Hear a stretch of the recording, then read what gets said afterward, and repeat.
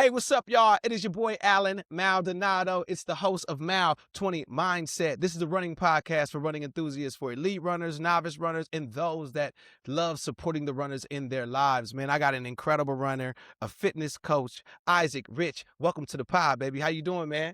I'm doing good. Thank you for having me. It's really excited to talk No, about this stuff. no problem, man. I listen. I've been again watching your IG. I seen that you just finished the Honolulu marathon. This is your first marathon. Let's talk about it. I want to go back to the beginning though. I want to go back to the beginning on how your whole running journey began. What started and where was it? Like high school? Was it for fitness? Was it Yeah. for mental clarity? How did you get into running? So I think for the longest time, I think 2025, the beginning of 2025 is when I really started taking it seriously. Hmm. My whole life, I kind of grew up like on the chubbier side, the really chubbier side. So whenever I was like losing weight, it was always like running, Yeah. And so Yeah. I think I had a really negative kind of relationship with it where it felt more like a punishment. Hmm. And then, again, and through college and where I am now and where I was in 2025. It was like the same thing. And then eventually, we signed up for like a 5K and it was like a rinky dink one in Santa Monica. It was just like, oh, we showed up. And then I think they bought the medals from Target, I swear. Hilarious. Yeah. But we showed up and then it was just like a little tail, but it was still a good experience. And I think shout out, I had, shout out to the rinky dink races. We're not shooting down the races. No, not shooting, shout yeah, out to the rinky honestly, dinks. it gets you there. Yeah. And that definitely snowballed. What I realized what I was missing was, like I like bodybuild train for years. Like that's what I've been Hmm. doing. It's just like the aesthetic of it. And I Hmm. played sports in high school, like basketball, football. I did do cross country for 1 year, but even going into that, it was to lose weight. Right. Um, but after years of kind of just bodybuilding kind of style training, I realized that I kind of missed that competitiveness and that Mm. competition. And so I think when I did like my first 5K, I was like, "Ooh, I have like a medal. Like this is even though it was Target like Right, $5." right. But it I still was like, felt good. It "Hey, still yeah, felt I got it still hanging up on good. my wall with all my other ones." Yeah, yeah. Um, and then it's kind of just like, "Oh, I can do that." And then we did like a 10K. Oh, I can do that. And then it was like, let's just do a marathon. Like I don't want to end my life and like never have ran a marathon. And so we signed up for the Honolulu Marathon was the first one I signed up for. Hmm. And Hmm. then we did like a couple half marathons, and then I did the Hogue OC one, Okay. and that one I like blew through. I think I did under an hour 30, which was like Wow. Okay. mind blowing to Okay. me.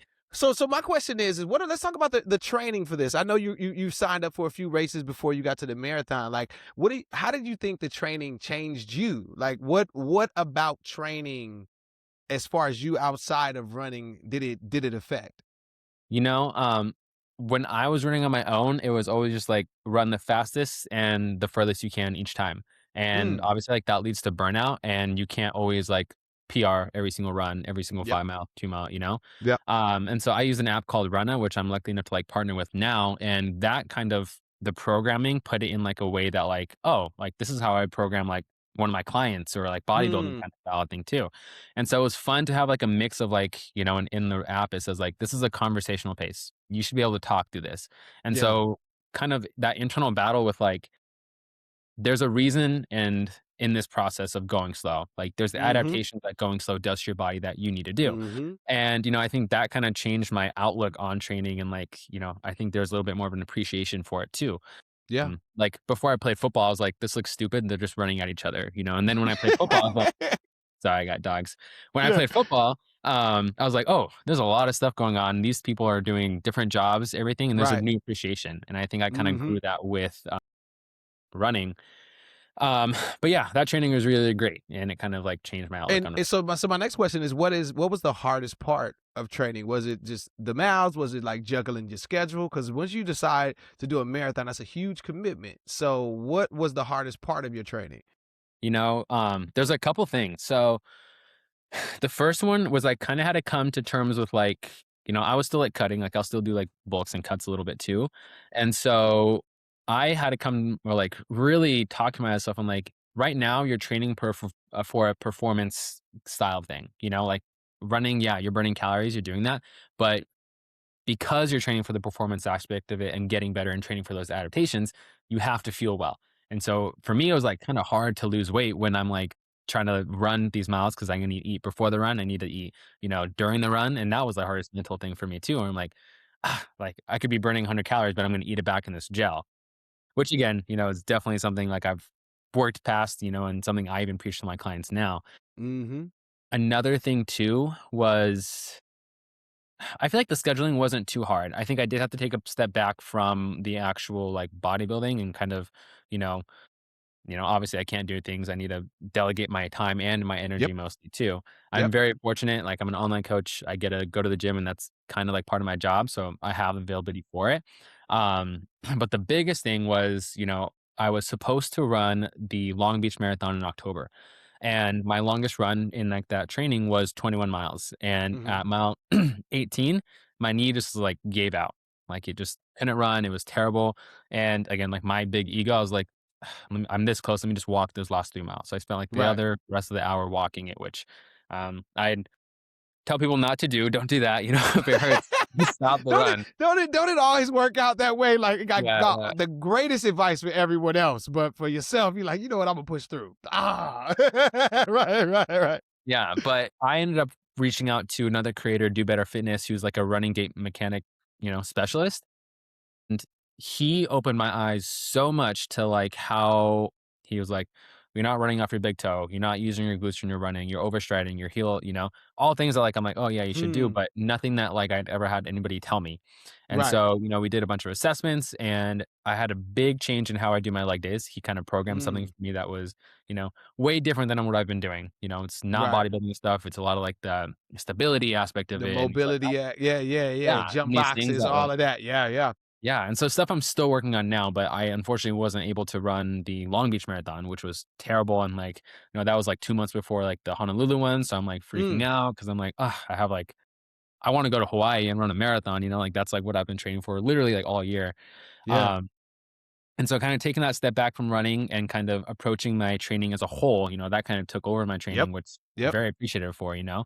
Um, I think I just deepened my appreciation for, like, the sport of running and, looking at it as a sport and not a way to burn calories or a way to lose weight. Yeah, yeah, yeah. I think a lot of people's mistake when they begin to train for a marathon is that they don't understand that they are becoming an athlete. Like you are a athlete at that point. If you are saying that you want to run a marathon, you must restructure your life to be an athlete where just as much as you're working out, you have to recover. And like Yeah. that is also the part where fueling is important. Like the episode that we just dropped is a good friend of mine's, Coffee, he's a Lulu ambassador. He's the founder of the No Name. He trains like a lot of the New York people in New York to run the New York Marathon. Super dope dude. I'm talking about doing 100-mile weeks, but he had a like near death sort of accident on the subway because he totally lost feeling to his whole body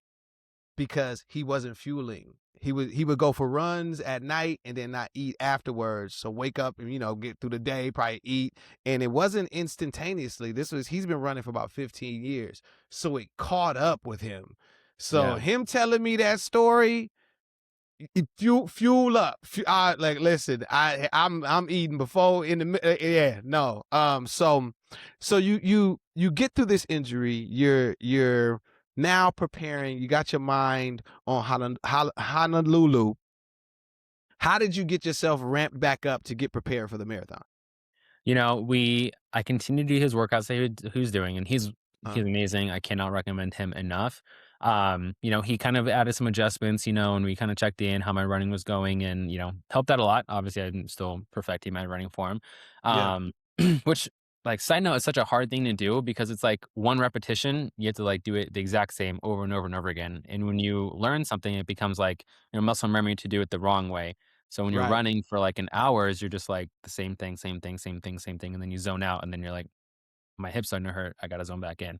right. Um, but yeah, kind of getting back into it. I hop back on like my Run a Plan, which is like the coaching app I partner with, Hmm. and you know, kind of just did that. Like it took it easy. I could, adjust things as I went, and I think just having that workout plan that really strengthened those weaknesses in my running Yeah. made like the biggest difference for me. And when I went into the Honolulu Marathon, I was like like I was trying to do what you kinda said earlier where, just wanna run it and enjoy it. I'm Yeah. in Hawaii, I Yeah. wanna run it and I wanna enjoy it. And then, as we were kind of getting, like, the day before, I was like, "You know what? My knee feels good." We did, like, some shakeout runs with, like, a run club that was out there, and just ran Okay. around. Okay. Yeah. I was feeling good, and so I was like, "Why not just, like, push it a little bit?" Uh, so, I didn't go easy, I pushed it a little bit for what I could do at the time. And I did sub 4, which I was, like, very happy with, like, that was Okay, kind so of like before we get into all of that, I would love yeah, yeah. to talk about the experience of like the expo in race day. There's somebody listening right now that has not participated in a marathon, and I would love for this is being fresh in your memory as far as like how did it feel to finally run your first marathon in Hawaii? Listen, like I told you off the pod. I can't wait to run Hawaii. I really can't wait. So I would love to know how did you feel about the experience of the expo, picking up your bib, like Yeah. race day. Let's talk about that and then we'll get into the race.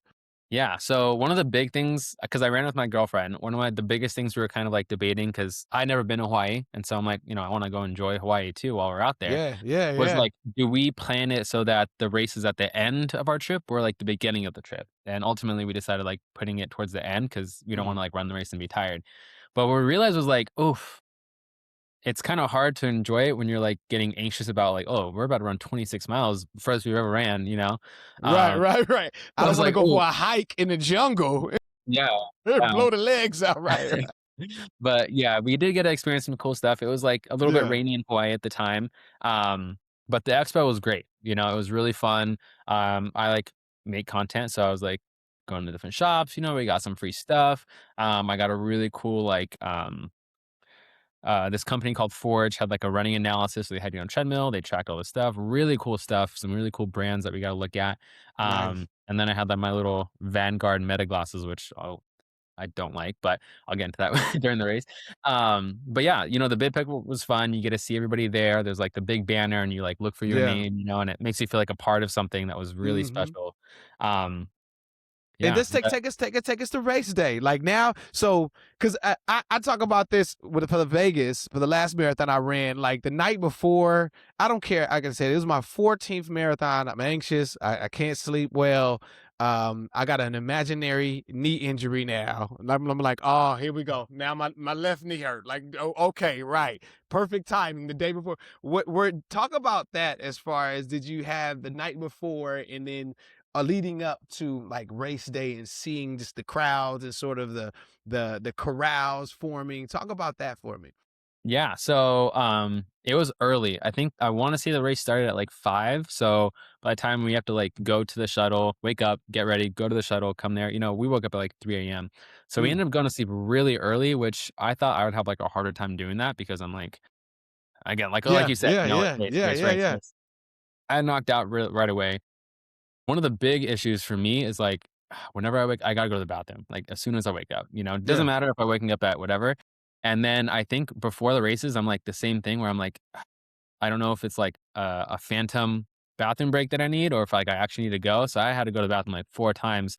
Some of them were like I was shooting blanks out there, but like it was rough. But we get there, we go to the shuttles and the lines are long and it's dark. Like it's Yeah, not right out, it's like nighttime still. yeah. Long lines around it, and I think in the moment you're like, "Oh, I want everything to be perfect. I wanna get there with plenty of time to warm up. I want my space to warm up. I wanna be able to go to the bathroom," and it just doesn't really quite work like that. Hmm. Where we get on the shuttle, and wait in a long line, and we're the whole time you're like, "Ah, hope we make it, hope we make it," do we call an Uber? But we finally get there, and then we're on the shuttle and just Mm, pouring rain, like the worst that mm. it's been, like, the whole time. And so we have our little ponchos on. We go to the porta potties, go there, and if you've never used a porta potty at like 4 in the morning, it's rough. You can't see anything in there. You just gotta do like a hover maneuver over it. It's tough. That sounds like a horror film. It is. It was rough, and you just don't know what's going on. Lit porta potty at night. Oh, Yeah. crazy. It was rough. Um, but we get there, we're there, and one of the things that like I get it. I mean, it's our first marathon too, everybody's excited, but Yeah, yeah. with that marathon specifically, it's like nobody was in the crowd that they're supposed to be, and the crowds are there to kinda, No, like, no. have people, like just throw It's people in the back. anarchy. Yeah, it's just crazy. Which I get it, everybody paid to be there, and everybody wants Right, to see the right, start, right. you know? But before it even started, you're just, like, drenched already, and shoes are wet, socks are wet. Yeah, yeah, yeah. That sounds extremely cool to me for some reason. The king of the side quest. So I love that. Oh, it's raining. Yeah, like it just adds sort of the Yeah. intensity to the run, man. So let's talk about everybody's in the wrong corral. Everybody's just mixed where they want to go. The gun goes off. What are the first thoughts that come through your head as you get a few steps into this marathon? Like you began training, you got injured in pursuit of this thing. Now you're in it. What are some of the first initial thoughts in your head as you cross the start line? Dang. I mean, like, gun goes off, and you're just, like, waiting. Like, you gotta wait for so many people to go, so Yeah, gun yeah, a firework yeah, goes off, and you're like it's like 10 minutes before you get to, like, actually starting. yeah, yeah, But, I think in those moments, it's just like, we're going. Like, we're here, we're already signed up. I feel like it's for yeah. me, it's like the same when I get a tattoo. Like, as soon as they start, it's like, I'm locked in, doesn't matter. Like, I can't stop. As soon as the needle Yep, hits your skin, you can't stop. As soon as you start yep, the yep, marathon, you can't stop? yep. And I think honestly what helps me out a lot, I think we talked about it before we actually started, but like chasing the next guy, like, oh, Mm-hmm. that's the next guy, and that's the next guy. And then eventually when Yep. I get to the point where I'm like tired, I'm like, I can't let those guys catch me because I passed them earlier. Like I Correct, don't want correct, them to correct. like that. The mind games. The Yeah, mind literally. games. I I'm like love it. I love it. bullying Yeah. myself all through 26. Yeah.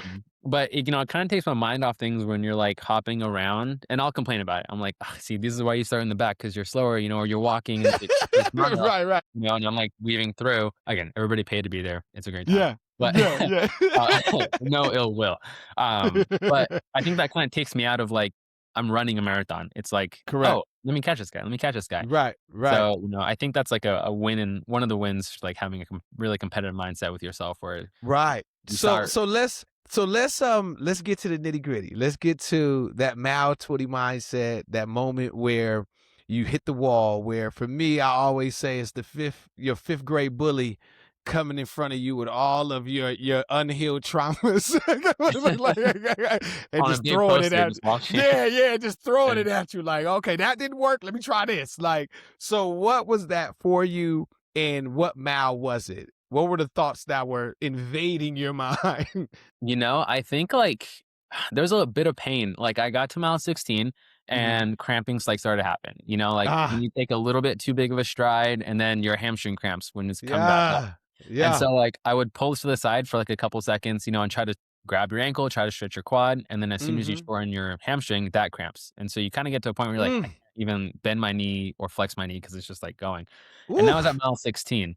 But, Yeah, like, the worst part for me, I think, was, I had gotten, like, those Meta glasses to wear, and I was like, "Oh, they yeah. have help speak the things." It says 9 hours of time. I'm not gonna be running for 9 hours. It died, or it got to 15% at, like, mile 10. And so, like, the last 16 miles, I was like, no music, just, like, thoughts in my head. You gotta go fast. And I was like, I got these specifically so I could record the me crossing the line. What? So this is your first marathon. First one. Music the music dies at mile was it 16? 6 no, it died at 10, 10. Oh, so it died at 10. So Yeah. you got 16 miles, just you raw dogging the raw dogging the Yeah, it was marathon just with no music. just, like, heavy breathing the whole time. Wow. Wow. Yeah. So okay, so you done lost the music. Your knee or your hamstring is acting up at 16. What how did you endure? What were the things that were going through your head that helped you get over the wall, or did you carry the wall all the way to the finish line? As I feel like I hate saying this part, but, like, I feel like since I post a lot, I think my accountability is, like, I mean, I'm sure people, my followers, care less how fast I run the marathon, but if I'm like, I ran it, I wanna say, like, I ran it fast, like, I wanna Yeah, be able to yeah, show, like, "Oh, that's what it is." And I yeah, know, like, yeah, the external validation isn't why we should be doing it, but for me, I feel like that pushes me, like, yeah, yeah, I don't yeah, know, yeah, I think yeah. some of my middle school, high school bullies follow me on Instagram, and I'm like, "You know what? I gotta I I just gotta" wanna make sure you know that yeah, yeah. yeah, yeah, This is yeah. when you were bullied. I catch your ass. I will catch you. Yeah, Don't let me start chasing you. I'm on you. yeah, Yeah, I yeah. get it. I get it. Um, but yeah, I think I have, like, this need not need, I don't wanna say need, but, like, that's kinda what's motivating to me, and I Yeah, think yeah. Yeah, kind of what that's your why. motivates you. Yeah, yeah. Yeah, and I like, impressing myself, I like, being able to Yes. myself, and I think when I got to that point, I think the last 3 miles were the hardest for me, and in that Huh. Honolulu Marathon, 3 miles, big hill, like, the biggest part of the hill, Of so course, man. Every course it seems like they save the heels for last. yeah, Every course, yeah, it was I rough.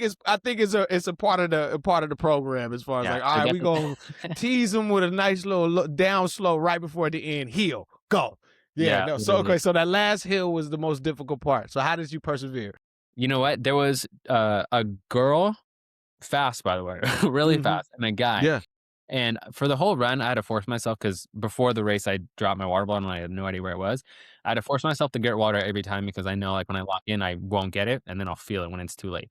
Um, Hmm. and so towards the end, I was stopping at every single station to get it, and I would see, like, this guy and then this girl, and I'd pass them. I mean, they were separate, but I'd pass them. And then I'd stop for water when I need it, and then I'd start running again, and I'd see him again, and then I'd pass them. And so I feel like Mm. we were kind of playing. I have no idea who they were. If they recognize me, awesome. But I think there was this kind of thing keeping me going where these like strangers were like kind of competing, where I was kind of competing with them. Yeah, yeah, And I yeah, think that kind of like drove me home. And yeah. honest, like let me Yeah, just no, that's people. the energy. The energy of a marathon doesn't just always pertain to the crowd, as you know. A lot of times, I speak about that. There's also the runners. There's also the people that are in their own race that inspire you to be like, you know what? If they're running at that pace, I can run at that pace too. So, yeah, no, I think that is just as powerful as the people on the sideline with the power up sign giving you that energy. And at that particular time, you find it where you can. Yeah. Yeah, and You find there's it where you points where can. there's nobody. Like if Yes. there's windows where like nobody's in front behind you and it feels like you're lonely a little bit, doing it. Yeah. And as I say that out loud, I'm like, maybe that's why I like to catch people because I'm like, I don't want to be alone with those no music. At least I Yeah. can, at least they're suffering with me too. Right. Not Okay. being Yeah. alone.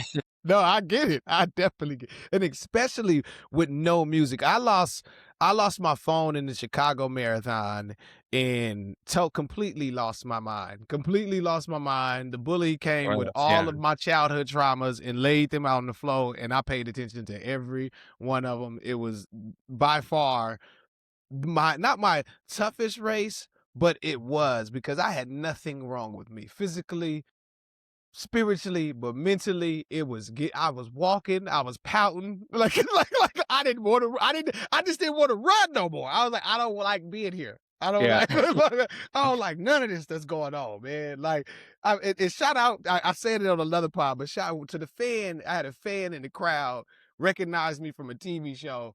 I must have waved him off so bad. Like, man, I ain't got time for this. Like, I was gone. I was in a bad place. But so I commend you for running the last 16 without any music. So let's talk about the finish line.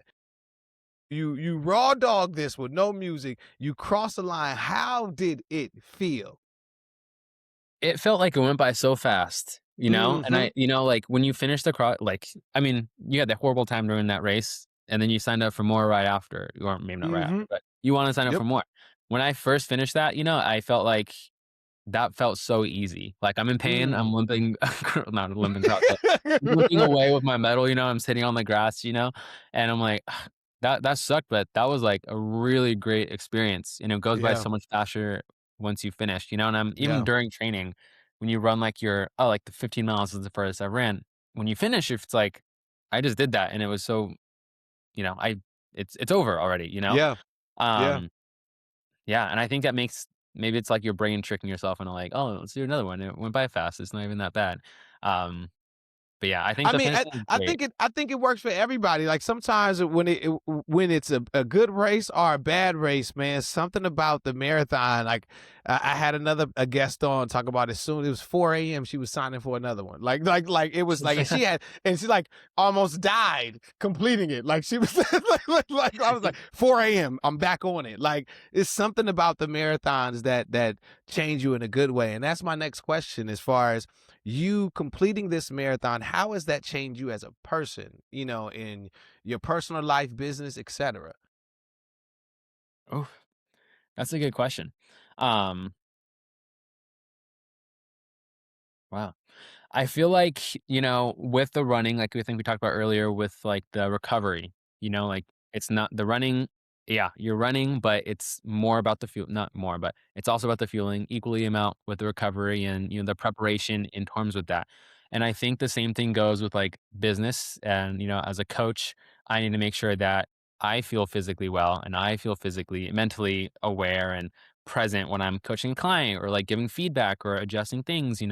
Um, and I think there's also, like, something that I'm learning to, like, "All right, I need to not work right now because I need to Mm, recover mentally." I need to, mhm. turn off my brain and be able to, like, rest and recover and not think, "Oh, this client's texting me, let me I love all my clients. If you're watching Right. this and you're my client, I love you, you're amazing. If you're gonna be my client, I love you, you're amazing. But you got a life too now. You I got a got life life too. too, and it's the same thing for, like The moms. trainer got a life too. Trainer got a Yeah, life. exactly, exactly. But, like, parents too, like, you have Yeah. to if you wanna be the best parent, if you wanna be the best husband, the best wife, the best whatever, you have to make Yeah. sure that you take care of yourself first too. I think running kind of highlighted that in a way that I wasn't good at it. I wasn't great at Yeah. running, and I Yeah. think I had a lot of lessons, and I think I got a lot of help, and, um, along with that, I think asking for help too, where I think Yeah. it's really easy for me to be like, let me do it on my own. Let me do my business on my own. Let me, create content on my own. I don't want to ask for help. I want to be able to say like I did it. And in reality, it Right. doesn't. I got the same medal everybody else did. If I Yeah. got help or I didn't get help, and Yeah. I think people want to help you. People want to get the experience they get from helping you. Like the same thing you Correct. did or you're doing, you do when you help other people cross the finish line. Like Correct. that's equally an amazing experience for you to have been that support for somebody else crossing that line.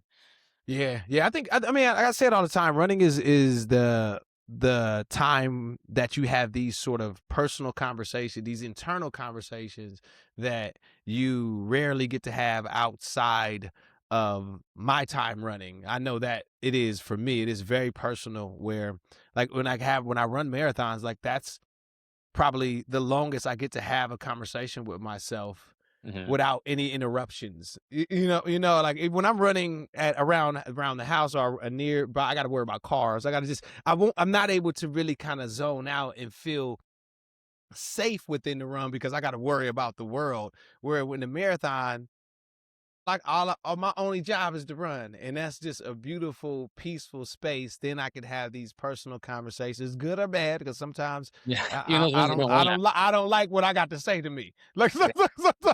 sometimes I'm like, man, I don't even want to hear all that. Like but you need to. So I love these sort of eternal discussions that I have while running, man. So, um. I have my next question is there's a person right now that is listening that is thinking about running their first marathon. What would be your biggest tip to them? If you're just do it, like, sign up for it and figure it out. Even if you have to walk a lot of it, get it under your belt, do it, and you're just even if you're walking the whole thing, there's people at the Honolulu Marathon, I think the last person to finish took 14 hours. She did a marathon, and 99% of the world has not done a marathon. She did something, and she struggled through something a lot longer than I struggled through something, and most people never even do that. And I think once you do one marathon, I said it right when I was done. I was like, I'm never gonna do it again. I'm gonna do more. Like it becomes such an amazing experience. And what's even better too is finishing the crossing over the finish line and watching all the other people go through it too. You just had this Mm, amazing experience. Months of work, time, effort, energy, blood, sweat, tears have gone into this. And now you get to watch these other people do it. Now you get to watch other people, screaming for these people that they love and they're there to support, you know, and I think it's just an amazing experience that if you're if it's even crossed your mind, sign up for it and then figure it out later. Put buy the bib number, buy the bib, buy the entry, and figure it out because you can do it. You know, it's not as out of reach as if sounds like it is. Yeah, man. Beautiful, beautiful, beautiful. So we're gonna go to the last segment of the pod, which is the knees out speed question. That's my run crew, the knees out coalition. These are sort of one word questions where you answer with knees out meaning yes and knees in meaning no. So the first question is, were there any time in your training that you wanted to quit, but you showed up for yourself still? Yes. All right. And the next question is, do you think everyone has at least one marathon in them? Yes. All right. Now, this is sort of a trick question, but do you think that a marathon is more mental or physical? Ah, it's a yes or no. I think everything's Exactly. connected. I think everything's connected. Mental, physical. I think your mental health weighs on your physical health, and I think your physical health is dependent on your mental health too. But I Yeah. think with the marathon, it's a mental thing. I would say it Yeah. leans more mental in those Yeah. battles that you're fighting, in those conversations, like you said, you're having, even those ones that you don't want to have. All right. So the next question is, you got a marathon under your belt and you sound like you're excited to run your next. So I pose this question. Would you run an ultra marathon? Ah, yeah. Yeah, yeah. That's a Yeah. hard Yeah. one. Yeah, probably. Once you do it, you just wanna take the next step, and I think that's what's beautiful Exactly. about it. It's like those 5Ks, "Alright, let's do the next one, let's do the next one, let's do the next one," and I think that's Yeah. what that's what I think running is about. Even if you're Yes. staying the same distance, you're gonna work toward a new PR, you're gonna work towards doing it without walking this one time kinda thing. And lastly, do you think running can change a person beyond the miles? Yeah. Beautiful. Yep. Beautiful, brother, man. Isaac, man, yo, thank you, man. This has been an incredible conversation about running. I'm excited to continue to follow your running journey. And also partake in Honolulu myself because it is definitely on my list. Mhm. Everyone, please follow and subscribe. This is another great episode of Mal 20 Mindset. Peace, y'all.